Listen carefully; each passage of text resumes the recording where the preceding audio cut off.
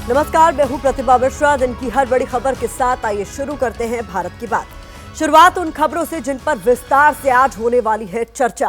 पहली खबर में आज 3 चेहरों की चर्चा होगी। ये चेहरे हैं राहुल गांधी, जगदीप धनखड़ और इलाहाबाद हाईकोर्ट के जस्टिस शेखर यादव। क्यों आज इन चेहरों की सियासी गलियारों में सबसे ज्यादा चर्चा है, दिखाएंगे आपको। बात राज्यसभा के सभापति जगदीप धनखड़ के खिलाफ विपक्ष की अविश्वास पॉलिटिक्स की भी होगी। क्यों विपक्षी सांसदों को सभापति पर विश्वास नहीं है, पूरी रिपोर्ट आपको दिखाएंगे। इलाहाबाद हाईकोर्ट के जस्टिस शेखर यादव ने ऐसा क्या कहा कि कपिल सिब्बल को गुस्सा आ गया। सुप्रीम कोर्ट बार एसोसिएशन के अध्यक्ष सिब्बल जस्टिस शेखर को क्या नसीहत दी, इसकी भी चर्चा होगी। और हर दिन की तरह रात 8:30 बजे होगी स्पेशल रिपोर्ट, जिसमें आज हम दिखाएंगे इंडिया गठबंधन का नया लीडर कौन, क्या ममता बनेगी सियासत की शेरनी, इसकी भी होगी बात। आज हमारी कवर स्टोरी के केंद्र में 3 चेहरे हैं।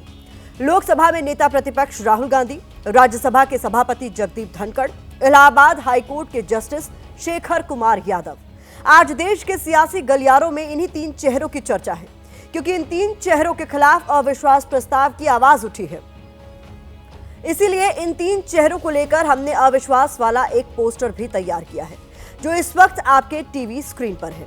आगे हम एक एक कर इन तीनों चेहरों की खबर को विस्तार देने वाले हैं, लेकिन सबसे पहले बात कांग्रेस सांसद और नेता प्रतिपक्ष राहुल गांधी की कर लेते हैं।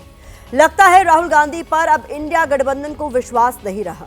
सहयोगियों के बीच से ही उनके खिलाफ अविश्वास की अलग अलग आवाजें उठ रही हैं। लोकसभा की 99 सीटों के साथ कांग्रेस सबसे बड़ा विपक्षी दल है। ऐसे में राहुल गांधी अघोषित तौर पर इंडिया ब्लॉक की अगुवाई कर रहे हैं। हालांकि वो आगे कब तक अलायंस की अगुवाई करेंगे, इस पर सवाल खड़ा हो गया है, क्योंकि शरद पवार और अरविंद केजरीवाल के बीच बैठक होने जा रही है। बैठक में ममता बनर्जी को गठबंधन की कमान देने पर चर्चा हो सकती है। इंडिया गठबंधन में नेतृत्व परिवर्तन को लेकर चल रही खींचतान के बीच अब लालू यादव का बड़ा बयान भी सामने आया है। लालू को राहुल गांधी और कांग्रेस परिवार का काफी करीबी माना जाता है। कभी वो राहुल गांधी को अपने हाथों से मटन बनाकर खिलाते हैं, तो कभी उन्हें दुल्हा बनाने की बात करते हैं। ऐसे में बयान के कई सियासी मायने निकाले जा रहे हैं। सबसे पहले आप लालू यादव का बयान सुनिए, इसके बाद विश्लेषण को विस्तार देंगे। लालू जी, कांग्रेस उसकी आपत्ति जता रही है। लालू जी, कांग्रेस क्यों जताने से नहीं हो, ममता को लालू जी, कांग्रेस उसकी आपत्ति जता रही है। लालू जी, कांग्रेस क्यों जताने से नहीं हो, ममता को तो इंडिया गठबंधन में कैप्टन बदलने पर जबरदस्त घमासान मचा हुआ है। ब्लॉक में शामिल पार्टियों से लालू यादव कोई पहले नेता नहीं है जिन्होंने कांग्रेस के नेतृत्व पर सवाल उठाए हों, बल्कि इससे पहले टीएमसी, शिवसेना, उद्धव गुट, समाजवादी पार्टी और शरद पवार जैसे दिग्गज भी इशारों में ऐसी बातें करते रहे हैं। लेकिन सवाल यह है कि गठबंधन के सहयोगियों का कांग्रेस से मोहभंग क्यों हुआ? क्यों उन्हें पीएम मोदी के खिलाफ राहुल गांधी के चेहरे बनने पर भरोसा नहीं रहा? क्या बीजेपी से सीधी लड़ाई में राहुल का खराब प्रदर्शन इसकी एक वजह है?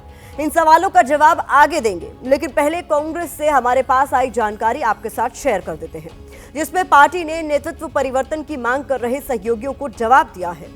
कांग्रेस के शीर्ष सूत्रों का कहना है कि लोकसभा में लगभग 100 सांसदों के साथ कांग्रेस सबसे बड़ी विपक्षी पार्टी है, इसलिए ये मांग अनुचित लगती है और इसका कोई मतलब नहीं है। इसके अलावा कई मुद्दों पर सहयोगियों ने अलग रुख अख्तियार किया है, जैसा कि अदानी मुद्दे पर उन्होंने खुद को पूरी तरह से अलग कर लिया।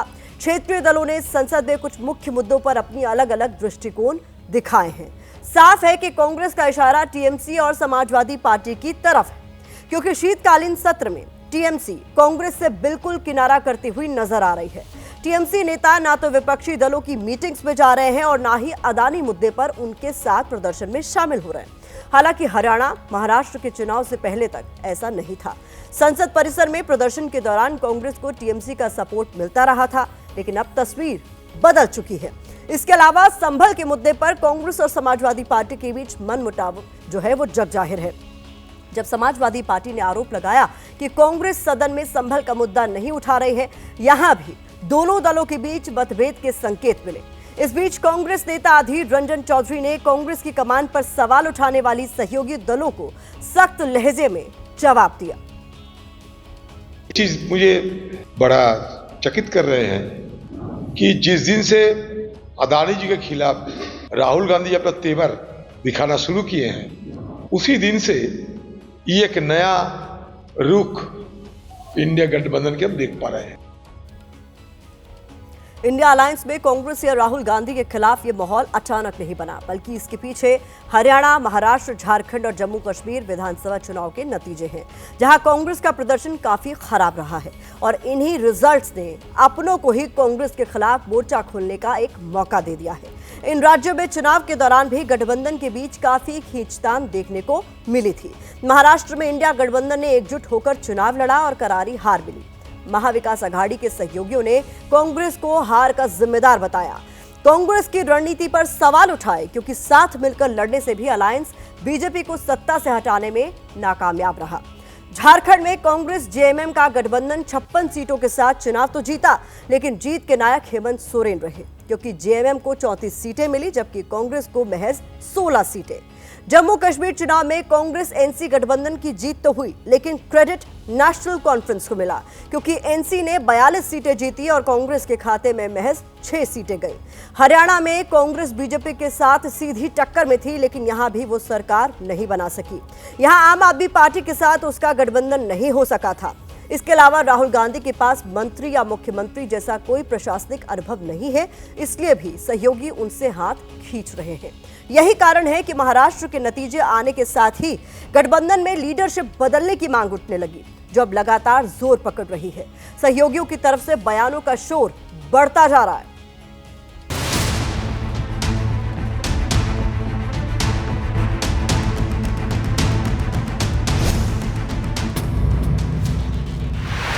लालू जी वरिष्ठ नेता है, ममता जी भी वरिष्ठ नेता है, शरद पवार साहब की एक राय है, टीएमसी की राय है।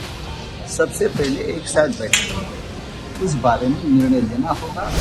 मीटिंग होने दीजिए, उसमें अगर ममता बनर्जी साहिबा इंडिया ब्लॉक की सदारत संभालना चाहती हैं तो दावा वहाँ पे करें, उस पर बहस होगी। वो इधर लीडरशिप दे सकते हैं, लीडर तो है ही, लेकिन वो तो स्पष्ट कर दिया कि वो कोई कॉन्टेंडर इधर नहीं होने चाह रहा है, तो प्रॉब्लम क्या है? ये टीएमसी पार्टी राष्ट्रीय पार्टी की से क्षेत्रीय पार्टी बने गए और सिर्फ वो बंगाल में सीमित है। ये फूट डालना मतलब इंडिया गठबंधन को कमजोर करना।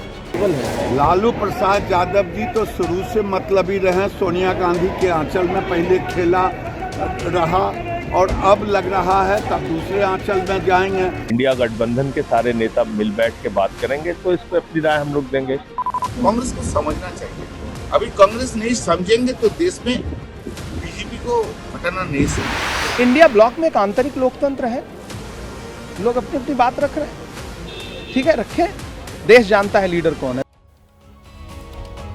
वैसे गौर करने वाली बात यह भी है कि कांग्रेस के विरोध में सहयोगियों की आगामी चुनावी रणनीति भी छिपी हुई है। वो क्या है, अब उसको भी आपके लिए डिकोड कर देते हैं। दरअसल अगले साल बिहार में विधानसभा चुनाव होने हैं। कांग्रेस आरजेडी के बीच सीट बंटवारे को लेकर खींचतान शुरू हो गई है। ऐसे में लालू यादव का बयान कांग्रेस के खिलाफ प्रेशर पॉलिटिक्स के तौर पर देखा जा रहा है। दिल्ली में आम आदमी पार्टी गठबंधन से अलग चुनाव लड़ रही है। चुनाव के बाद अगर कांग्रेस के साथ गठबंधन के समीकरण बनते हैं तो अपर हैंड रखने के इरादे से ये उसकी दबाव वाली राजनीति हो सकती है। इसके अलावा ममता बनर्जी की नजर 2026 के बंगाल विधानसभा चुनाव पर है। अगर वो गठबंधन की कैप्टन बनती है तो उनकी जीत की राह आसान हो सकती है। इसके अलावा 2029 में पीएम मोदी के खिलाफ अलायंस का चेहरा भी वो बन सकती है। यही नहीं, अखिलेश यादव की नजर 2027 के यूपी विधानसभा चुनाव पर है।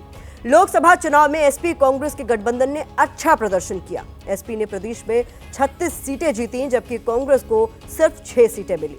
अब अखिलेश यादव चाहेंगे कि उसी प्रदर्शन की बदौलत उन्हें सीटों के बंटवारे में ज्यादा तवज्जो दी जाए। एसपी नेताओं ने तो अखिलेश यादव को ही गठबंधन की कमान सौंपने की मांग कर डाली है। शरद पवार और उद्धव ठाकरे का महाराष्ट्र की राजनीति में कद खट चुका है। ऐसे में दोनों नेता ममता का नाम आगे बढ़ाकर केंद्र में नए समीकरण तलाशने का दांव चल रहे हैं। कुल मिलाकर देखा जाए तो अपनी अपनी सियासी सहूलियत देखकर कांग्रेस के सहयोगी उसे आंखें दिखा रहे हैं और नेतृत्व परिवर्तन के लिए दबाव भी बना रहे हैं। इस खबर को भारत की बात के फोकस से देखें तो इसका एक ही निष्कर्ष निकलता है और वो ये कि सफलता के सब स्पॉन्सर होते हैं, जबकि असफलता का कोई खरीदार नहीं होता। कांग्रेस अपने सबसे खराब दौर से गुजर रही है, इसलिए सहयोगियों की नजर में उसकी सियासी हैसियत भी घट रही है।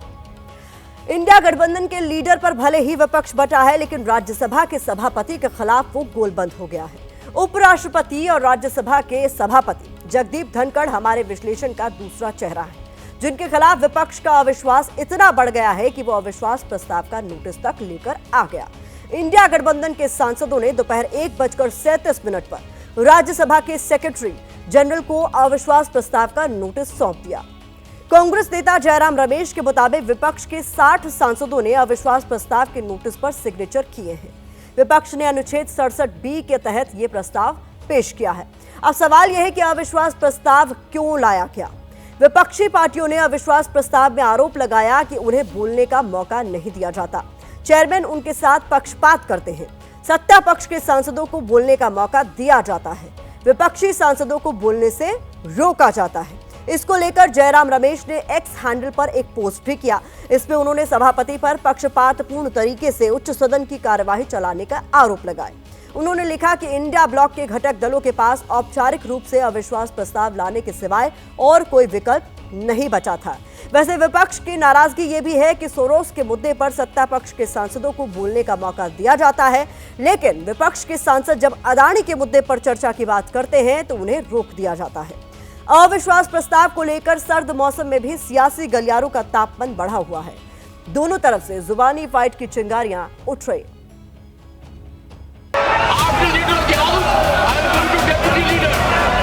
देश की सुरक्षा के लिए हम खड़े हैं कि नहीं हैं?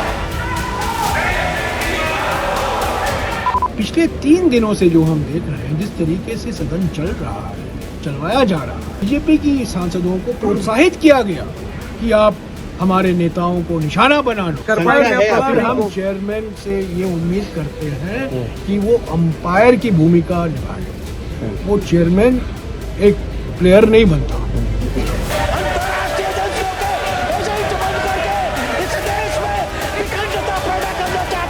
आप लोग देख नहीं रहे राज्यसभा में क्या हो रहा है? ऐसे चलते हैं सदन। जो कुर्सी पे होते हैं वो निष्पक्ष होना चाहिए। विपक्ष के लोगों ने चेयर के ऊपर में सवाल किया है। चेयर का गरिमा को गिराने का काम विपक्ष के लोगों ने करते आए हैं।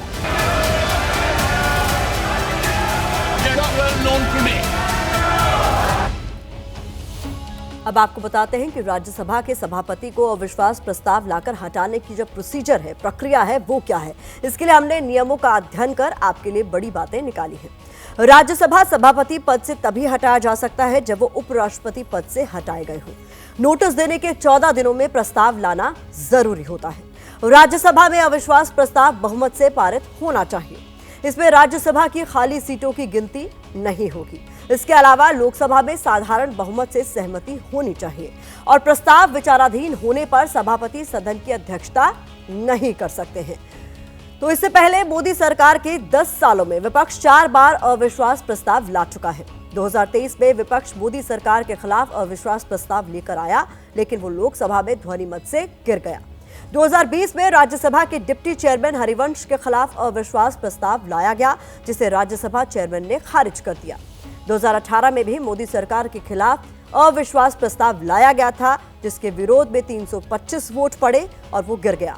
इसके अलावा 2018 में विपक्ष सीजेआई दीपक मिश्रा के खिलाफ महाभियोग प्रस्ताव लेकर आया, जिसे तत्कालीन राज्यसभा सभापति वेंकैया नायडू ने खारिज कर दिया। यानी विपक्ष की अविश्वास वाली स्ट्रैटेजी के पुराने आंकड़े उनके फेवर में नजर नहीं आते। भारत की बात में अब खबरों का रुख तीसरे चेहरे की तरफ मोड़ते हैं। ये तीसरा चेहरा न्यायपालिका से जुड़ा हुआ है, जिनके खिलाफ महाभियोग प्रस्ताव लाने की तैयारी है। इनका नाम है justice Shekhar Kumar Yadav. Justice Shekhar Kumar Yadav Allahabad high court में जज हैं। इन्होंने वीएचपी के कार्यक्रम में एक बयान दिया और अब उसी बयान की वजह से जस्टिस शेखर राजनीतिक दलों से लेकर मुस्लिम समाज के निशाने पर हैं। पहले आपको उनका बयान सुनाते हैं, इसके बाद बयान पर उठे तूफान का चैप्टर आपके सामने खोलेंगे। हमारे यहाँ तो हलाला का अधिकार है, हमारे यहाँ 3 तलाक बोल दीजिए, इसका अधिकार है। हमको कोई गोद लेने का अधिकार, उनको संपत्ति में नहीं है, इस प्रकार अधिकार है। ये अधिकार नहीं चलेगा। तो ये कहने में बिल्कुल गुरेज नहीं है कि हिंदुस्तान है, हिंदुस्तान में रहने वाला बहुसंख्यक के अनुसार ही देश चलेगा।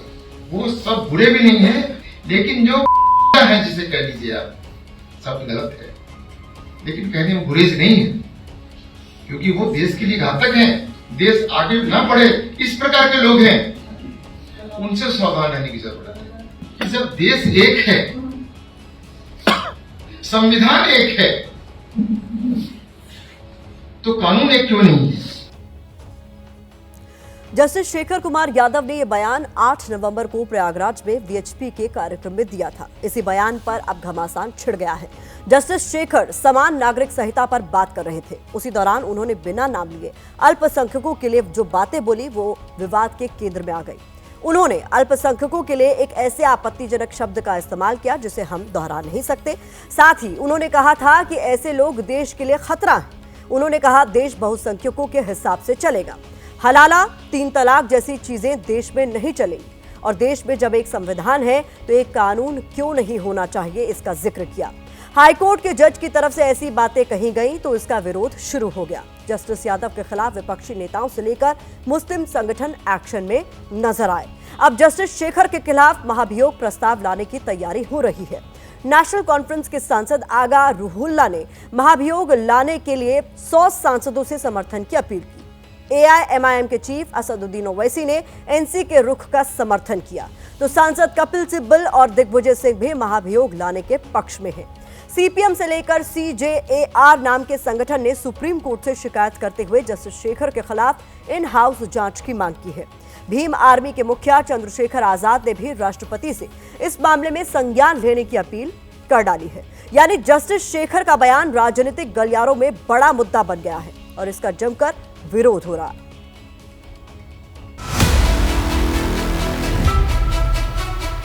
जस्टिस साहब ने जिस तरह का स्टेटमेंट दिया है, मैं उससे बड़ा चिंतित हूं कि हमारा देश किस ओर जा रहा है। तो मैं चीफ जस्टिस से मांग करता हूं कि ऐसे जो हैं जज, उनको तत्काल उनको जो है उस कार्य से मुक्त किया जाए। अगर ऐसा भाषण जज दे सकता है, वो भी हाई कोर्ट का जज, तो सवाल ये उठता है कि ऐसे लोग अपॉइंट कैसे होते हैं। सवाल ये भी उठता है कि ऐसे लोगों को हिम्मत कैसे होती है कि ऐसे बयान दें। ऐसे व्यक्ति को तो हाईकोर्ट जज कैसे बना दिया गया? उसके खिलाफ तो इम्पीचमेंट मोशन हम लाएंगे। उनके पास पद है, जिन पद की अपनी एक गरिमा है, उस पद की गरिमा जरूर बनी रहनी चाहिए। इतना समाजवादी पार्टी जरूर कहना चाहिए। जस्टिस शेखर कुमार यादव के बयान पर जारी घमासान के बीच लेटेस्ट अपडेट ये है कि सुप्रीम कोर्ट ने जस्टिस यादव के बयान पर संज्ञान लिया है और इलाहाबाद हाई कोर्ट से इस पर विस्तृत जानकारी मांगी है। यानी सुप्रीम कोर्ट का रुख भी जस्टिस शेखर यादव के मामले में गंभीर नजर आ रहा है। आपको ये भी जानना चाहिए कि ऐसा पहली बार नहीं है जब किसी जज पर महाभियोग लगाने की मांग की जा रही हो। इससे पहले सुप्रीम कोर्ट और हाई कोर्ट के कई जजों के खिलाफ महाभियोग की मांग उठ चुकी है। उनके बारे में भी आपको बता देते हैं। उससे पहले आपको महाभियोग के बारे में जानकारी दिए देते हैं। संविधान के अनुच्छेद 124(4) और 124(5) के तहत सुप्रीम कोर्ट के न्यायाधीश और अनुच्छेद 217 के तहत हाई कोर्ट के न्यायाधीश को हटाया जा सकता है। राष्ट्रपति के पास जजों को पद से हटाने की शक्ति है। इसके लिए संसद के दोनों सदनों में महाभियोग के पक्ष में विशेष बहुमत होना जरूरी है। अब आपको बताते हैं कि किन किन जजों पर महाभियोग का साया रहा है। पहली बार 1993 में सुप्रीम कोर्ट के जज वी रामास्वामी के खिलाफ महाभियोग की कार्यवाही शुरू हुई थी, लेकिन महाभियोग के पक्ष में बहुमत साबित नहीं हो पाया था। 2011 में कलकत्ता हाई कोर्ट के जज सौमित्र सेन के खिलाफ महाभियोग प्रस्ताव पारित हुआ था। महाभियोग प्रस्ताव पारित होने के बाद उन्होंने इस्तीफा दे दिया था। 2015 में गुजरात हाई कोर्ट के जज जस्टिस JB पारदीवाला के खिलाफ आरक्षण के मुद्दे पर आपत्तिजनक टिप्पणी के लिए महाभियोग नोटिस पेश किया गया था। 2017 में आंध्र प्रदेश और तेलंगाना हाई कोर्ट के जज जस्टिस CV नागार्जुन रेड्डी के खिलाफ महाभियोग का प्रस्ताव लाया गया था। मार्च 2018 में विपक्षी दलों ने CJI दीपक मिश्रा के खिलाफ महाभियोग के प्रस्ताव पर दस्तखत कराए थे, जिसे खारिज कर दिया गया था। और अब इलाहाबाद हाईकोर्ट के जज जस्टिस शेखर कुमार यादव के लिए भी ऐसी ही मांग उठी है। वैसे कानून और अदालत की नजर में सभी बराबर हैं। कोर्ट से जब कोई बात निकलती है या न्याय की देवी का अनुसरण करने वाला व्यक्ति अगर कोई टिप्पणी करता है तो उसका एक व्यापक असर होता है। ऐसे में जिम्मेदार पदों पर बैठे हर व्यक्ति को अपने शब्दों पर, टिप्पणियों पर ध्यान जरूर देना चाहिए। बांग्ला हक मांगते हैं, लेकिन बांग्ला भीख नहीं मांगते हैं। ये हमारा अधिकार है। वो काफी एक सक्षम लीडर है और हम सब मानते हैं कि अगर वो ये जिम्मेदारी लेने को तैयार है, ये इंडिया का ही सौभाग्य है। हम लड़ेंगे और हमें विश्वास करते हैं रोशनी चांद से होता है, सितारों से नहीं, मोहब्बत तृणमूल से होता है और किसी से नहीं। ममता कांग्रेस उसकी आपत्ति जता रही है लालू जी। कांग्रेस की वजह जताने से नहीं होगा, ममता को हम अगर सीपीएम को ऊपर उखाड़ दे सकते थे तो हम बीजेपी को भी उखाड़ देंगे। ये हमारा वादा है, ये हमारा वादा है, ये हमारा वादा है। और उनसे बढ़िया जवाब देने वाला नरेंद्र मोदी और भाजपा को कोई नहीं है।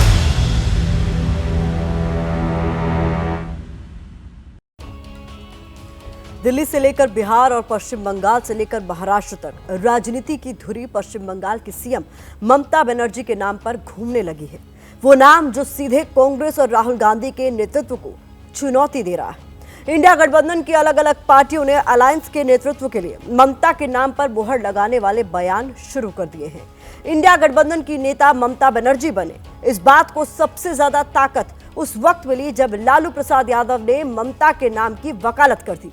और ममता के नाम पर बैटिंग सिर्फ बयानबाजी तक ही सीमित नहीं। ताजा खबर यह है कि इस वक्त दिल्ली में विपक्षी इंडिया गठबंधन के वरिष्ठ नेता शरद पवार और अरविंद केजरीवाल के बीच बैठक चल रही है और माना यह जा रहा है कि इसी बैठक में ममता को गठबंधन की कमान सौंपने पर बातचीत हो सकती है। तो आज भारत की बात में मेरे साथ देखिए सियासत की नई श्रेणी, पुकारी जा रही ममता की वो कहानी जिसने उन्हें इस रेस में सबसे आगे खड़ा कर दिया।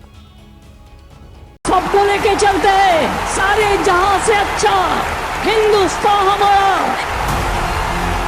कि कोई लोग तो कफन को डरते हैं और हम कफन को डरते नहीं हैं। कफन मेरे के लिए इंतजार करते हैं।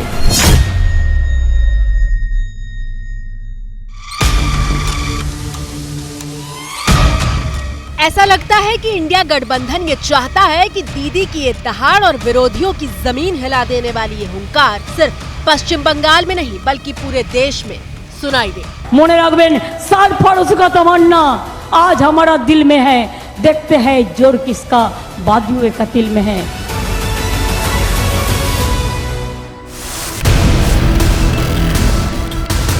ममता बनर्जी राजनीति का वो नाम है जिनके सामने बीजेपी बार बार परास्त होती दिखाई दी है। राजनीति में एक ही खूबी होती है, शत्रु को हराना। तो 6 पे 6 सीट अगर बाई इलेक्शन में दीदी जीत सकती है। अगर लोकसभा में कह रहे थे तृणमूल कांग्रेस खत्म हो जाएगी, उन्होंने बीजेपी को खत्म कर दिया। तो राजनीति तो जीतने का खेल है ना। मोदी बाबू अपनी जेने राखुन, अपनी आगुन लिए खेलছেন। लेकिन सवाल यह है कि पश्चिम बंगाल की मुख्यमंत्री ममता बनर्जी अचानक सियासत की सुपरस्टार कैसे बन गई है? तो इस सवाल का जवाब जानने के लिए आपको टीएमसी सांसद कल्याण बनर्जी का 27 नवंबर को दिया बयान सुनना होगा।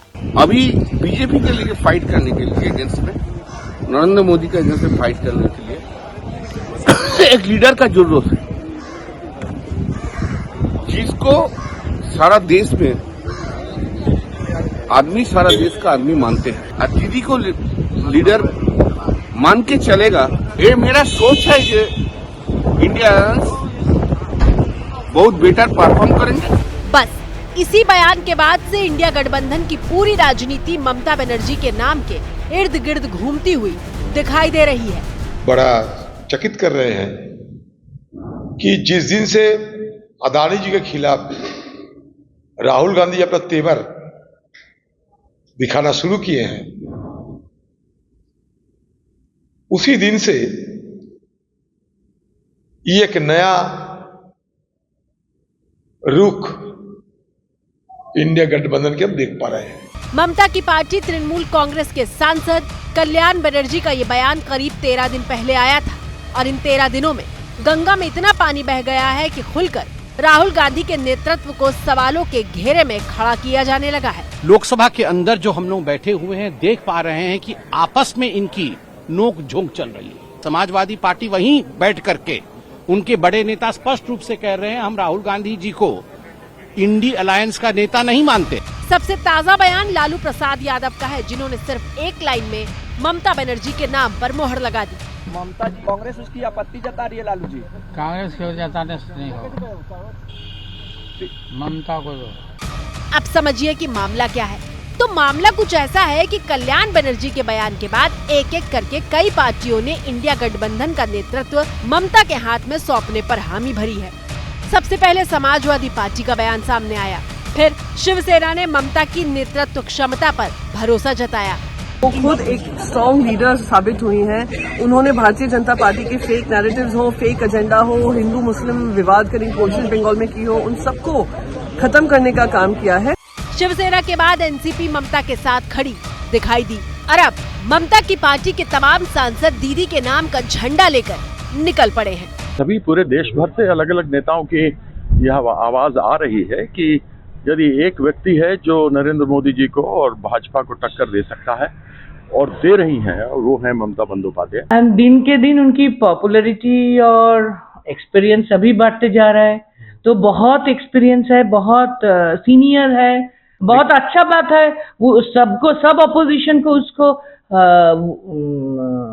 एक्सेप्ट करना, एक्नॉलेज करना चाहिए, अप्रिशिएट करना चाहिए। राष्ट्रीय जनता दल के अध्यक्ष लालू प्रसाद यादव का ममता बनर्जी के पक्ष में उतरना बड़ी बात है, क्योंकि लालू प्रसाद यादव ने सोनिया गांधी का साथ तब दिया था जब कोई उनको बतौर प्रधानमंत्री देखने के लिए तैयार नहीं था। तब लालू ही थे जो सोनिया को सबसे योग्य मानते हुए उनके नाम की वकालत कर रहे थे। लेकिन लालू यादव का ममता पर दिया बयान राहुल गांधी को आईना दिखाने जैसा है, क्योंकि लालू, राहुल और सोनिया दोनों के बेहद खासम खास माने जाते हैं। अब सवाल यह है कि ममता बनर्जी के लिए इतनी फील्डिंग क्यों सजाई जा रही है? तो जवाब के लिए आप स्क्रीन पर बारी बारी आने वाले 3 आंकड़ों पर गौर कीजिए। 2021 में 294 विधानसभा सीटों पर चुनाव हुए और इन चुनावों में ममता की पार्टी ने 215 सीटें जीती थी, जबकि बीजेपी के खाते में 77 सीटें आई थी और कांग्रेस 0 पर आउट हो गई थी। सम्माननीय आदरणीय दीदी, ओ दीदी,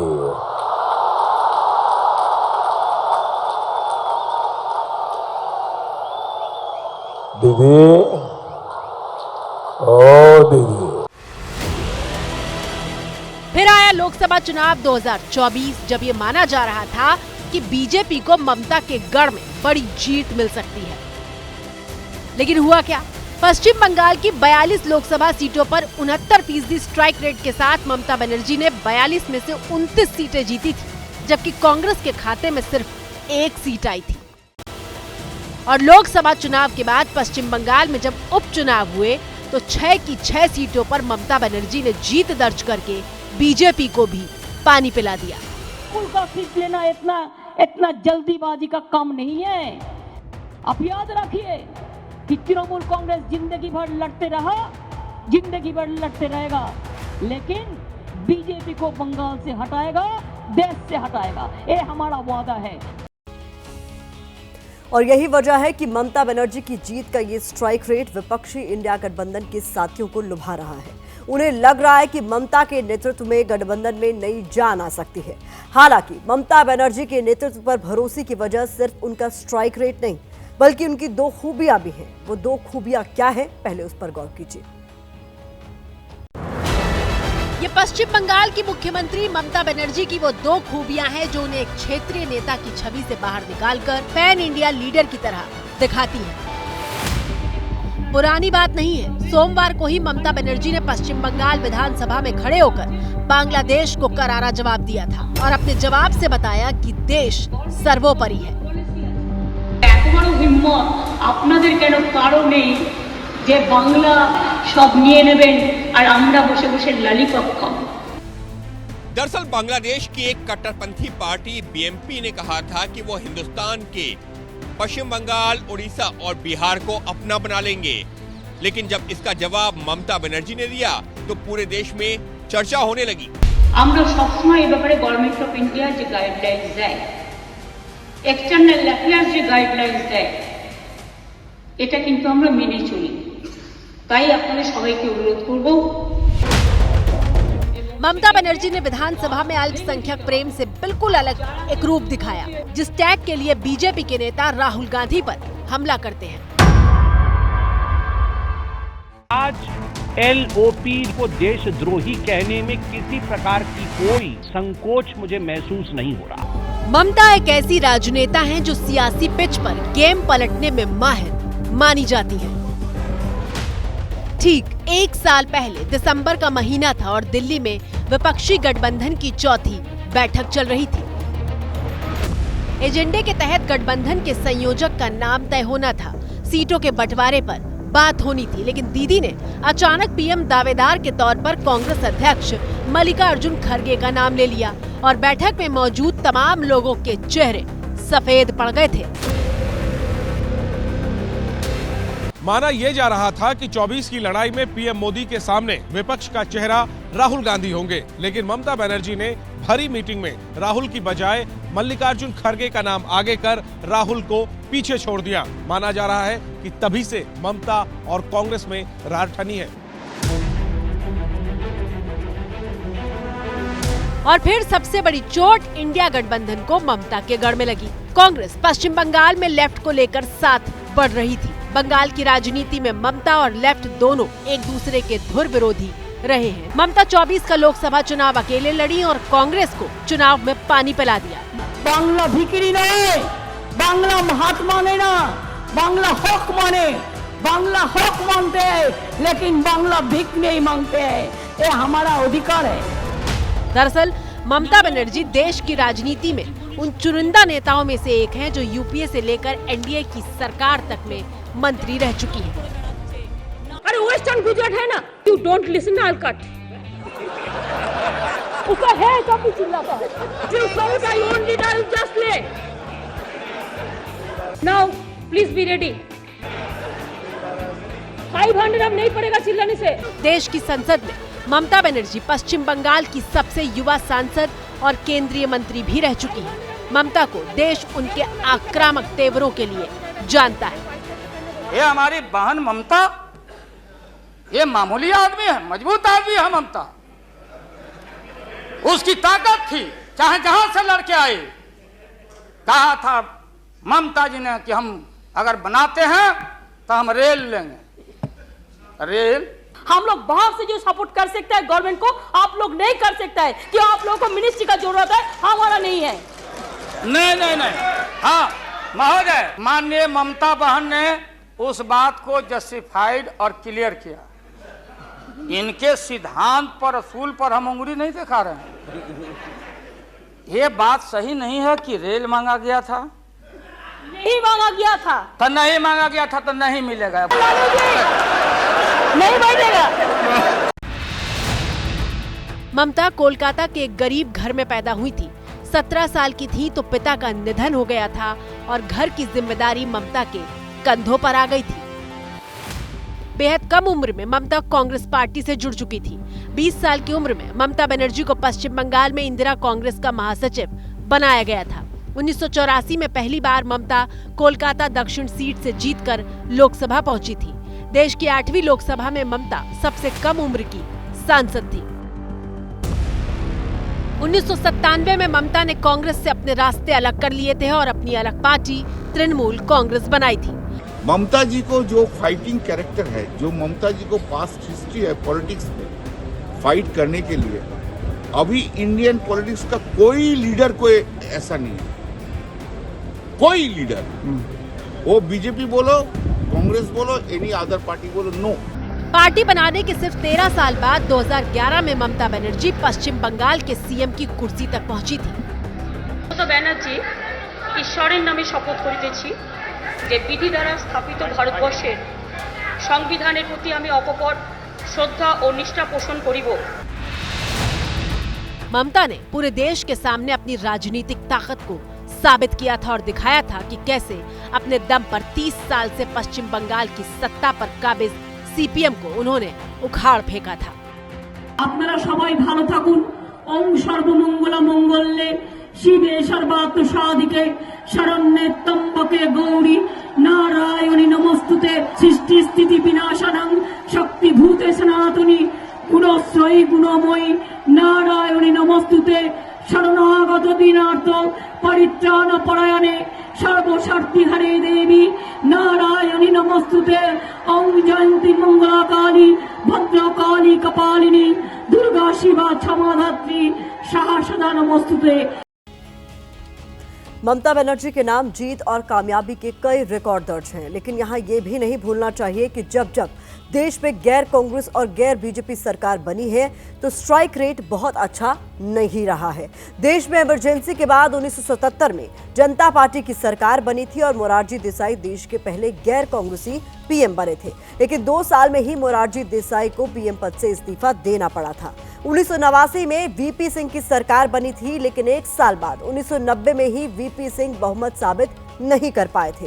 वीपी सिंह के इस्तीफे के बाद कांग्रेस के समर्थन से चंद्रशेखर प्रधानमंत्री बने थे, लेकिन सिर्फ 7 महीने के बाद ही कांग्रेस ने समर्थन वापस ले लिया था। 1996 में देवेगौड़ा के नेतृत्व में तीसरे मोर्चे की सरकार बनी थी। देवेगौड़ा सिर्फ 46 सांसदों की बदौलत पीएम बने थे। देवेगौड़ा के बाद 1997 में इंद्र कुमार गुजराल पीएम बने, लेकिन उनका कार्यकाल करीब 1 साल ही रहा था। इसी के साथ भारत की बात में आज फिलहाल इतना ही। देश और दुनिया की तमाम बड़ी खबरों के लिए आप देखते रहिए एबीपी न्यूज।